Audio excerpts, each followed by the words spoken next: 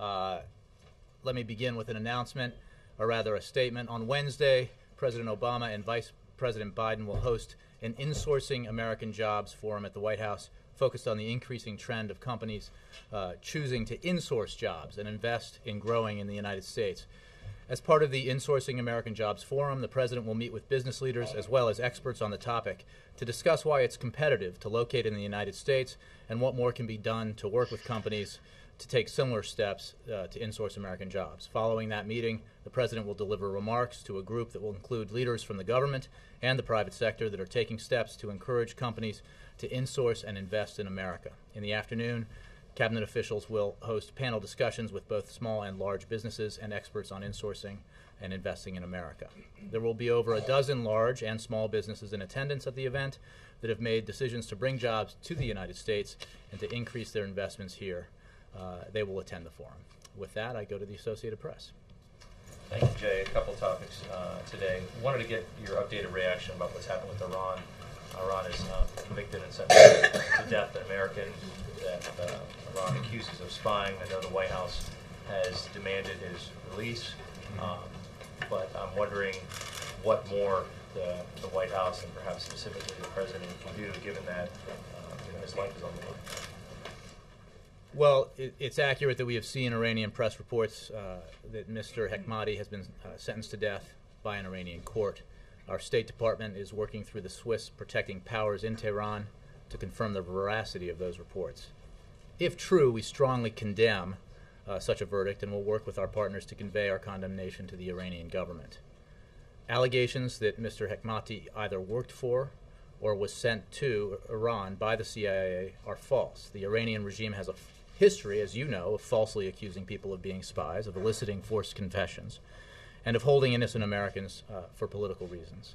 We call upon the Iranian government to grant the Swiss protecting power immediate access to Mr. Hekmati, grant him access to legal counsel, and release him without delay. The State Department can give you more details on that. Okay, but my question still stands. You're calling for his release, if true. Reports appear to be true. So what more can you do other than making these calls? Well, I mean, that's a broad question, Ben. I mean, we are putting a great deal of pressure on Iran broadly because of its rogue behavior, if you will, the fact that it won't live up to its international obligations with regards to its nuclear program. Those actions that we're taking in concert with our international partners have had a significant impact on Iran, on the Iranian economy. I believe it was just last week where the new sanctions, when they went into effect, had the impact of causing the Iranian currency to drop dramatically. So we work with our partners as well as unilaterally to increase that pressure. As regards this particular incident, we will work in the manner that I described to you to call upon Iran to release Mr. Hekmati immediately. Is it fair to say in a case like this that the administration will consider any option to try to intervene and protect them? I don't want to speculate about that. I think that we take this matter very seriously and we are addressing it in the appropriate manner. One other topic. Wednesday is apparently the 10th anniversary of the prison in Guantanamo Bay, and I'm wondering what the White House says now to critics who point to this as a pretty clear broken promise. The president had wanted to close that within a year. That hasn't happened for a lot of the history that you know of, and now it looks like there's really no end in sight. How do you respond to the criticism that this is just a big broken promise? Well, the commitment the president has to closing Guantanamo Bay is as firm today as it was during the campaign. We are all aware of the obstacles to getting that done as quickly as the president wanted to get it done, what they were, and the fact that they continue to persist. But the president's commitment hasn't changed at all. And it's the right thing to do for our national security interests. That has been an opinion shared not just by this president or members of this administration, but senior members of the military as well as this president's predecessor. So the man he ran against for this office in the general election. So we will continue to abide by that commitment and work towards its fulfillment. Do you think you're any closer to closing it than you were the day you took office? Look, I think this is a process that faces obstacles that we're all aware of. and we will continue to work through it. Mm-hmm. Yes, Reuters.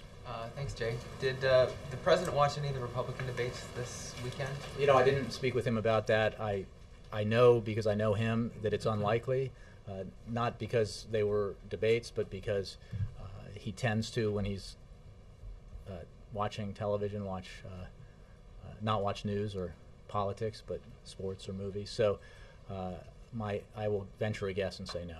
As the Republican field starts to narrow a little bit, and as the front runner is gaining traction, what has the president said, and what is the White House thinking about your own strategy in the next few months?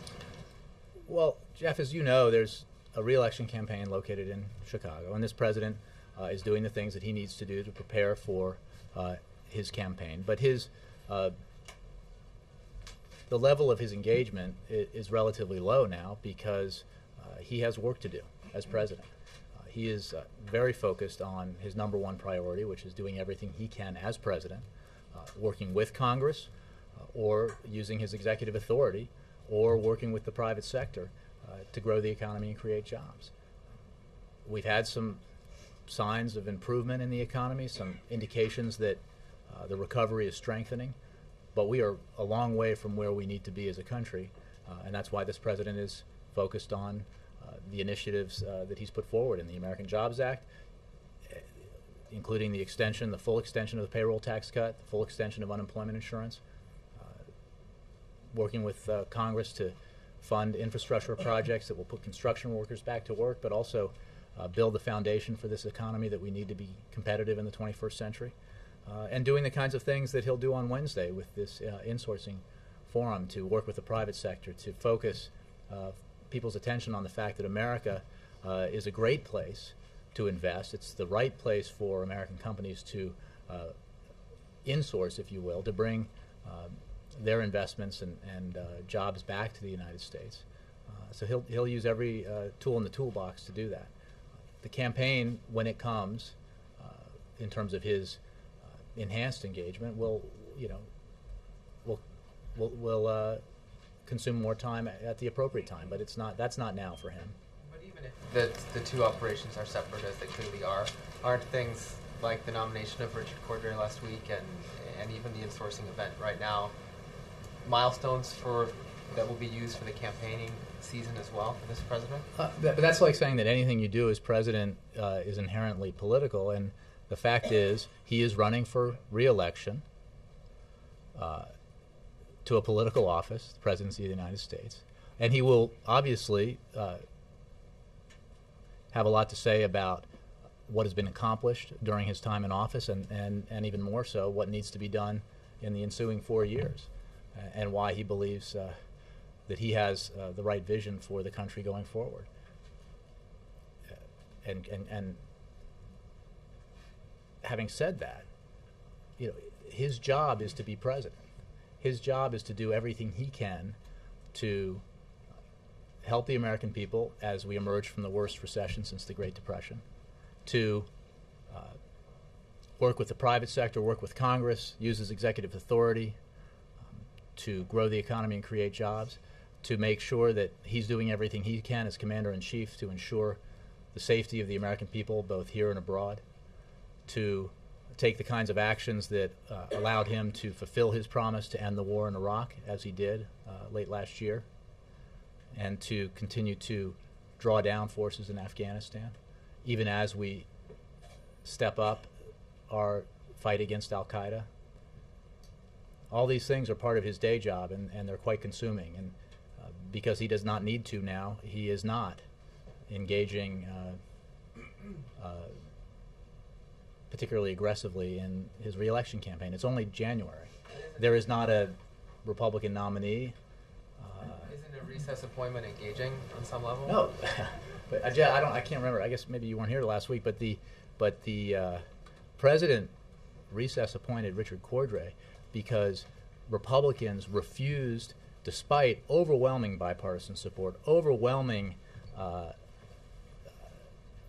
testaments to the fact that he's enormously qualified, and the overwhelming need to have a consumer watchdog in place, the Republicans in the Senate refused to confirm him, refused to give him an up or down vote. every day that there isn't or wasn't a consumer watchdog in that office was a day when Americans weren't protected from abuses by payday lenders, non-bank financial institutions, mortgage brokers, student loan providers. So he insisted that he was not going to wait any longer to allow those Americans to be unprotected. Republicans who oppose that nomination, almost to a person, has said it's not because they have any problem with Richard Cordray, it's because they have a problem with the Bureau itself. And our position is if they want to change the law, they should do that through the legislative process. It is the law. It was passed by Congress. Wall Street reform is absolutely essential given the kind of crisis we went through that contributed to the worst recession since the Great Depression, and Richard Cordray needs to be on the job. That's why the president made that appointment. Let me move around. Here. Mark? Thanks, Jay. If I could come back to Iran for a moment. The sanctions that the president signed into law over the holiday, are sort of requiring the U.S. to go to a lot of longtime allies and make the case that they should curtail purchases of Iranian oil. I'm wondering, in the week or so that those sanctions have been in effect, what's the early response been from countries like China, South Korea, Japan? Are you confident that at the end of this 6-month period, you'll be able to go to Congress and say, in each of these cases, these countries have significantly reduced the amount of oil they buy from Iran? I don't want to speak for other countries. Our belief is that for these sanctions to be most effective, they need to be multilateral and have multilateral participation. They need to be timed and phased in a way that avoids negative repercussions to international oil markets and in ways that might cause more damage to ourselves and to Iran. So that's why we worked so closely with Congress to ensure that the flexibility was there to allow us to implement this legislation, to implement the sanctions in a way that had the most negative effect, if you will, on Iran while protecting our international partners and protecting us from shocks in the oil markets. And we're proceeding with that approach. At the risk of getting into the weeds a tiny bit, in order to go to Congress and ask for a waiver in any of these cases, the phraseology is you need to show that these countries are importing significantly less oil. Can you be more precise? What constitutes, in percentage terms, a significant decline in purchases of Iranian oil? Yeah, I won't be more precise. I know that we believe strongly that the flexibility that is necessary for the president to implement this law effectively exists in the legislation. We worked with Congress to make sure that was the case, and we are now in the process of doing that. All the way in the back. Pakistan's new ambassador to the U.S., Saeed Rahman, has arrived here. My question is, since November 26th, when there was not a cross-border attack, in which 26 Pakistani soldiers were killed, there has been tension in the relationship between U.S. and Pakistan. Is the president satisfied with the kind of cooperation you are receiving from Pakistan now after that incident? As you know, and I've discussed from here on numerous occasions, we have an important relationship with Pakistan. We have a complicated relationship with Pakistan, and we continue to work on it because it's in the interests of the American people and in the interests of American national security to do so. I don't have any updates on that for you, except to say that we are working with Pakistan precisely because it's in American national security interest to do so, and we will continue to do that. Yes? Jay, there's a lot of interest in Jody Kanner's book that's coming out tomorrow. Details tensions between the First Lady and some former top aides to President Obama. I'm just wondering what you think about her accounts in the book.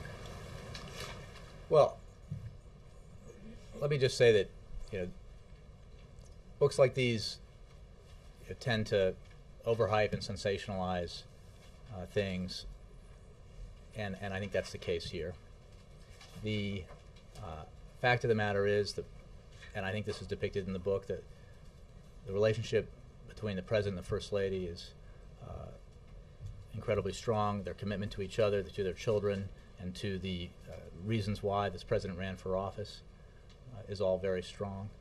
The fact of the matter is this First Lady is very focused on the issues that matter to her, helping military families, fighting childhood obesity, and she's done that remarkably well, and I think that's reflected also in the book.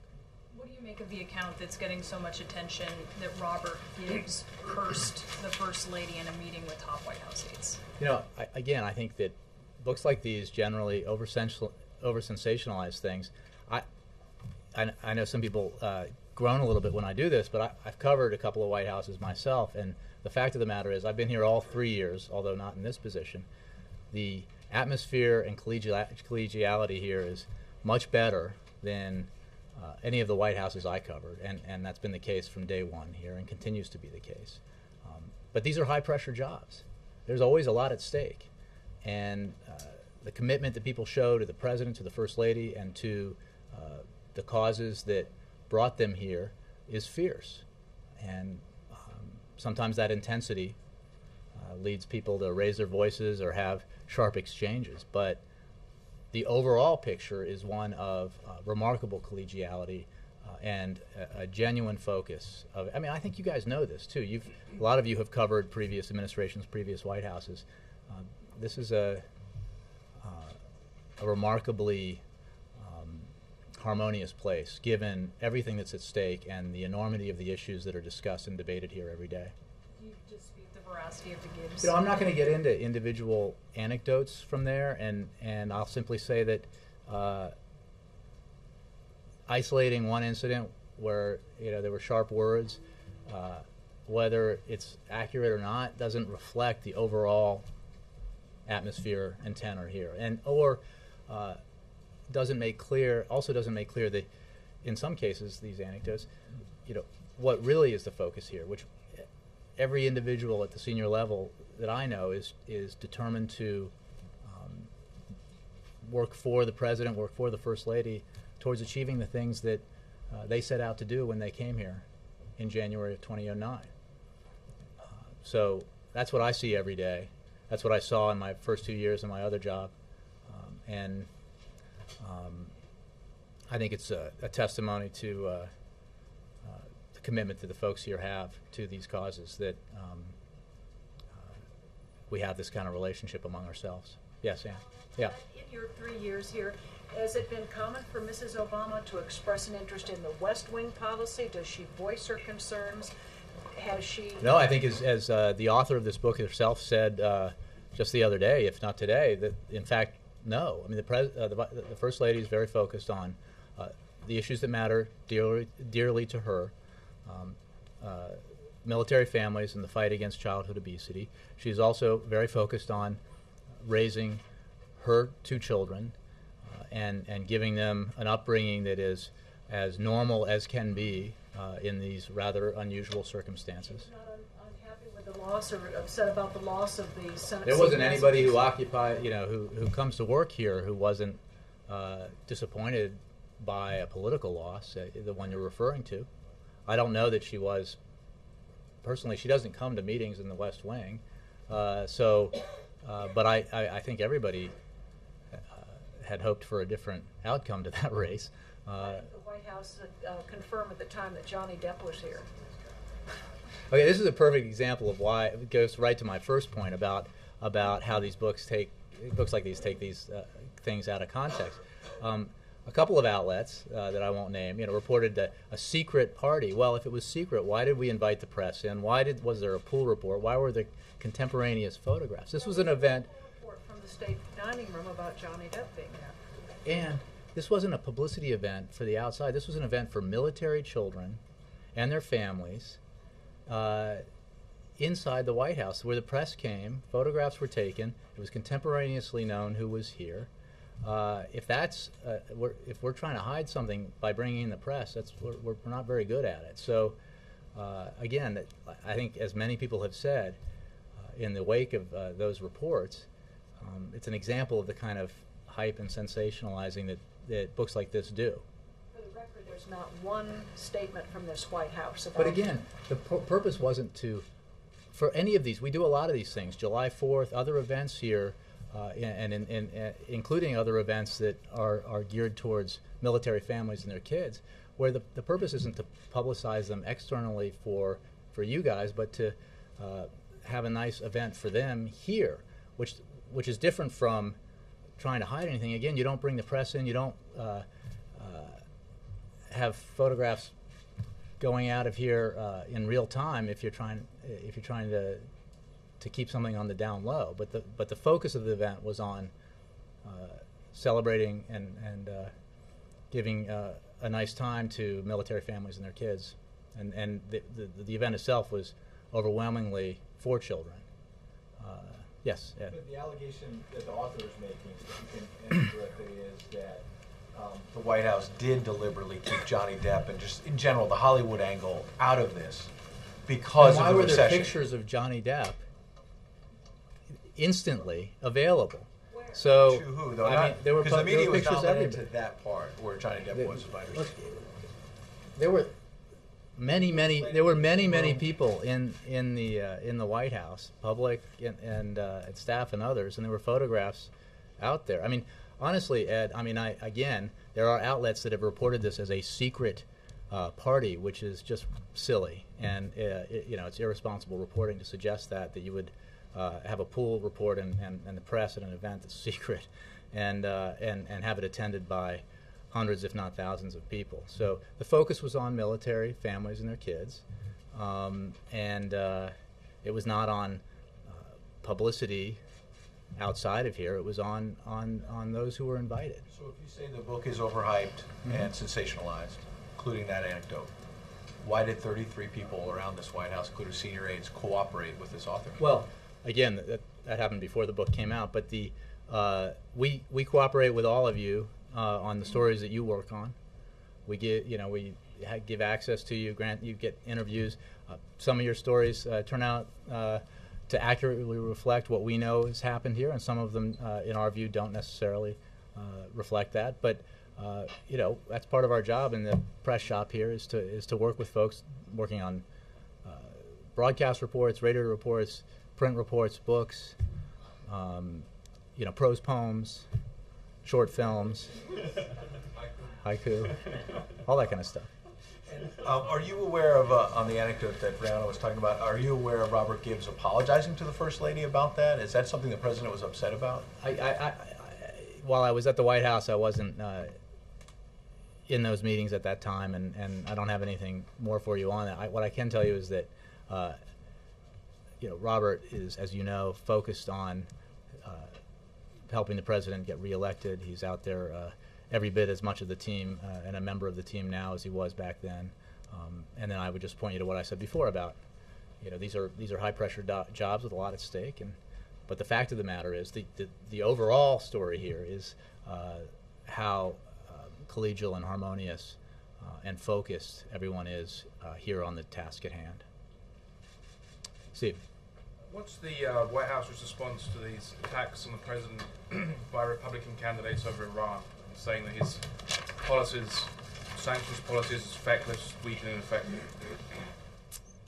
Again, I don't have anything specific to those criticisms. I'm pretty clear about what our approach is to Iran. We have sanctions that are unprecedented, that are having demonstrable effect on the Iranian economy. Iran is isolated in a way that it's never been, and the pressure on Iran is significant and increasing. We will continue to work with our international partners to pressure Iran to change its behavior, to abide by its international obligations. And I think, stepping back, this President's approach to foreign policy, the successes he's had, I think are pretty clear. So when that debate comes, he'll be ready to engage in it. Can I just follow up? Let me get some more folks in the front row. Yeah. Back to the book, sorry, Jay. Has the President or the First Lady responded at all to this so far? And then, secondly, what's the response to sort of the overarching theme in the book of the First Lady's what seems to be unhappiness with her role, or seemed to be back then, and what's described as living in a bunker-like atmosphere of the White House. Well, I would point you not to, because obviously she wasn't interviewed for this book, but she has given interviews and answered this question as recently as in the last few weeks about the remarkable privilege she feels she's been given to be First Lady, and how she feels blessed by the opportunity to be First Lady. So I would point you to the First Lady's words to answer that question. And broadly, you know, I think you have to remember that the story here is of a husband and wife, a mother and father, whose lives were enormously different 5 or 6 years ago from what they are and what they were when they came to the White House. And that's an incredible transition that I think observers rightly point out has been done with remarkable grace and success in terms of the priorities that the President has set for himself and for the country, and in terms of the priorities that the First Lady has set for herself and for her family. I mean, that's my reaction. Have they reacted personally to it? No, my guess is they both have a lot on their plate. Maybe they've seen a story or two, but it's probably not something they're going to spend a lot of time reading. Don't forget, there are tons of books written about this White House, this administration, this president, this First Lady.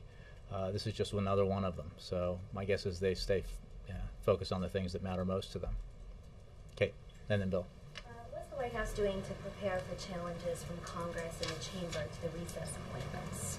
And what is the counsel's office doing? Any conversations with members of Congress?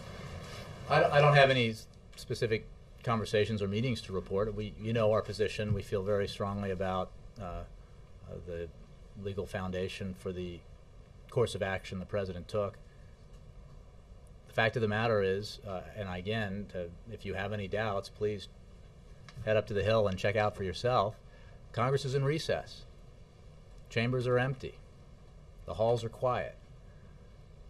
Senate Republicans, despite overwhelming support across the country from Republicans and Democrats, attorneys general, decided to block this nominee and prevent middle-class Americans from having a watchdog looking out for their interests here in Washington. Like I said before, financial institutions have a lot of well-paid lobbyists in Washington working with Congress to try to get their interests served. The American people deserve, and this president believes they deserve, a consumer watchdog whose only job is to make sure that they're protected from abusive practices. And that's why the president took the action he did. Can we expect more recess appointments? Is Congress in recess? I don't have any announcements with regard to appointments to make today. And also, General Dempsey said the U.S. would take action to open the Strait of Hormuz if Iran closes it. What kind of preparations, what kind of action is he referring to specifically?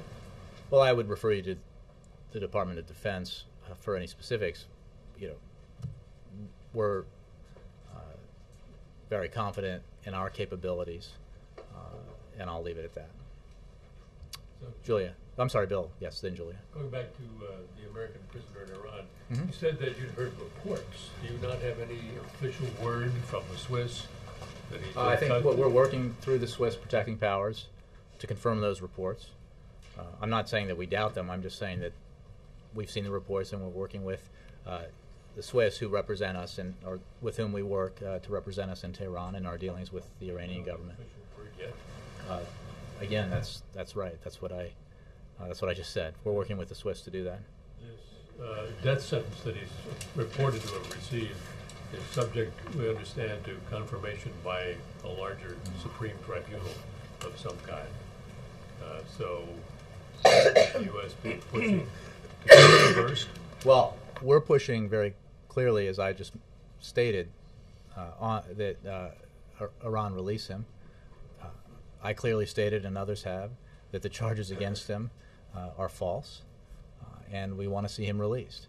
The intricacies of the judicial process in Iran are not what interests us here. Our interest is in seeing him released. You said he's definitely not CIA? That's right. Kristen? Thank Thanks, Jay. Angela Merkel and Sarkozy met today to discuss the European debt crisis. Has the president been briefed on the meeting? Has he made any phone calls to them? I don't have any phone calls to report. He may have been briefed on it at his presidential daily briefing earlier today. I don't know that for sure, but I'm sure he's aware of it. We continue to work with our European partners. The president does, Secretary Geithner does, others involved in this area do. And we continue to monitor the progress that European leaders are making towards ensuring that the right measures are taken and are in place to stabilize that situation and bring it to a decisive conclusion. And given the current situation, how much concern is there in the administration that more European countries will see ratings agencies downgrade? Well, our concern about the potential for that situation to worsen has been there and continues to be there. We've seen some progress by the Europeans. There's more work to be done. It's always a reminder in this case that we need to focus on the things that we have control over, that can strengthen our economy, improve prospects for growth and job creation. That's why the president will work with Congress to extend fully the payroll tax cut, to extend fully unemployment insurance, and he hopes to pass other measures of the American Jobs Act that will put people to work and grow our economy. You need that kind of insurance in a global economy like this, because whether it's Europe or the other shocks that we saw in the global economy last year, the Arab Spring and its effect on oil prices, the earthquake and tsunami and its effect on global supply chains, these are the kinds of things that you sometimes can't predict or often can't predict that have effects on the economy. You need to do the things you can do. That's what the American people sent this president here to do. That's what the American people sent the members of Congress to Washington to do. And I think that they need to focus on that challenge when those members of Congress return to Washington. It would be, I think, a great gift to the American people if, upon reflection over the recess, members of Congress, Republicans in particular, decided that cooperation was the right way to go for the sake of the economy.